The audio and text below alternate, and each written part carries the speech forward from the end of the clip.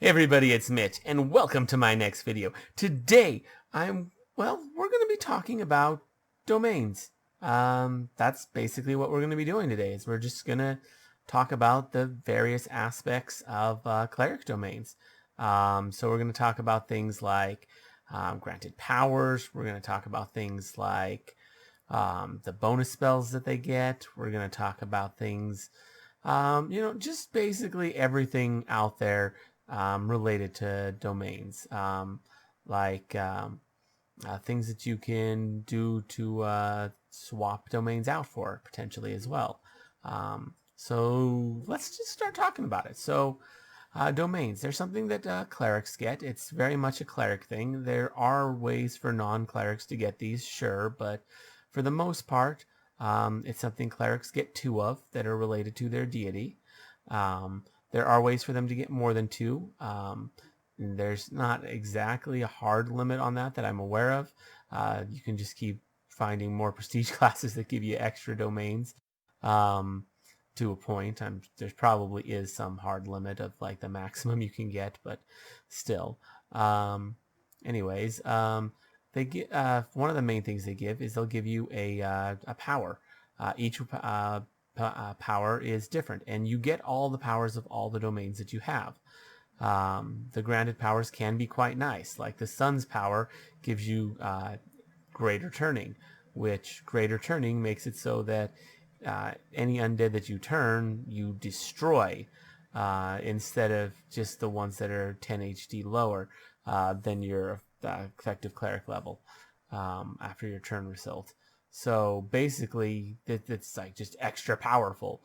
It's really nice. It's limited, and I'm not sure if the extra turning feat would actually buff that one. I would say probably not, but you can still do it 3 times per day plus your charisma, which not bad. Greater turning's pretty powerful. Let's see. Then the glory domain also makes your turning a little bit more powerful. So by using the two of them together, you can destroy even more undead. So quite nice. There's other powers as well, like the pride domain makes it so that you can re-roll nat ones once. I'm pretty sure it's the pride domain.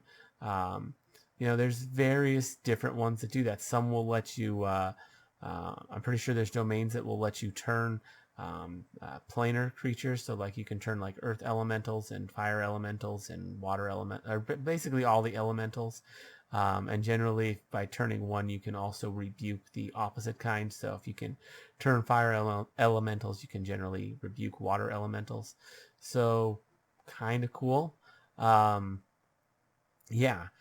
Some give you bonus feats, like the war domain will give you weapon focus with your deity's favored weapon, which is pretty nice, or at least proficiency with. I think focus possibly too. It's just really nice that you gain the ability to use these weapons, which clerics normally don't get. So that's pretty nice. There's other things, if we're talking about domains, there's some alternate class features, like the cloistered cleric. They, I believe, get an extra domain compared to normal clerics, so that's pretty nice. There's a lot of other differences there, but still. There are a number of prestige classes that give extra domains, like the Radiant Servant of Pelor. Will give the sun domain, or it gives an extra domain. I think sun domain's required, but it does give an extra domain. War priest will give you, I think, the glory domain usually. Actually, there might be some choices, but the glory domain's kind of the good one of them. But there's other options. Yeah, so there's that. Another big thing that's really nice for them, since we're pretty much talked about everything we can about granted powers for the most part. Let's talk about spells. So domain spells are pretty nice. Like you get to add all these spells to your spell list that you don't normally have access to. So, typically you might not be able to cast, certain spells. And some spells are And some of the particularly nice spells are only domain spells. So if you want to cast them, you're going to have to, be a cleric of that domain. There's other ways to get them, but for the most part, you have to be a cleric of that domain, and these spells can be particularly potent, which is quite nice.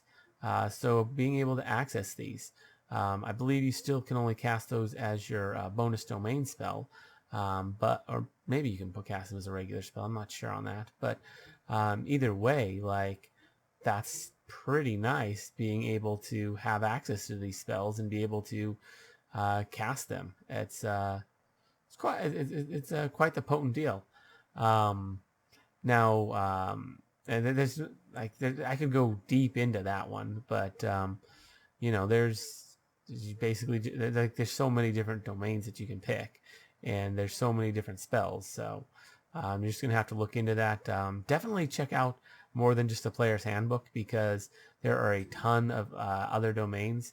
The Complete Divine introduced a bunch of them, so you could definitely check out that. I'm pretty sure the Spell Compendium has pretty much all of them, as well as I think there's a bunch that aren't in there too. If you just scour through some books, you can probably find some pretty interesting domains, or you can just look online. I mean, it's 2022, so anyways, or sorry, it's 2021. I don't know why I said 2022. Anyways, I got ahead of myself there a bit. So yeah, those are basically the spells that you can do. Other things that you can do with domains is there's a thing called devotion feats, and what you can do is if you happen to have a particular domain and you take the devotion feat for it, then you can use turn undead attempts to use that the effect of that feat extra times per day, which is kind of nice. Pretty useful, pretty useful deal right there, and some of those can be quite good. So you lose your granted power when you swap, and you actually can get these feats for free instead. You can get these feats instead of your domain. So basically, yeah, you can just swap them out. You don't actually have to spend a feat on them. You just can swap out your granted power for you're not even just a granted power. You have to swap out the domain entirely. So instead of having a domain, you can just have a devotion feat, like knowledge devotion or something, and gain bonus effects. And you can gain even more by spending turn undead attempts. So that's pretty nice. Some of those can be really, really good, like knowledge devotion, travel devotion, a few others. So yeah, domains, pretty powerful deal. It's one of the strongest things in a cleric's arsenal. Definitely something to look into. Yeah, make sure you check out not just the player's handbook, but check out other books too, like the Spell Compendium and Complete Divine. Pretty sure everything in the Complete Divine is actually in the Spell Compendium, but still, a lot of the best stuff in the Spell Compendium comes from Complete Divine, or at least a lot of the stuff. Because Complete Divine, it's the Divine book. It's where they added that's where they added a bunch of new deities and a bunch of new domains and spells. It's built for this. That's what the book's all about. And it's really, really good. There's a lot of great prestige classes in there too. I was talking about the Radiant Servant of Palor and the War Priest. Both of those are Complete Divine. So yeah, definitely check that out. Anyways, if you enjoyed the video, consider giving it a like. Drop a comment, because let me know what you guys think about the video, and if you guys have anything you want to say about domain spells, or not just domain spells, just domains in general. Yeah, maybe subscribe to the channel for more D&D 3.5 content, and ring that notification bell so you never miss out on a video. Anyways, as always, I'm Mitch, and I'll be seeing you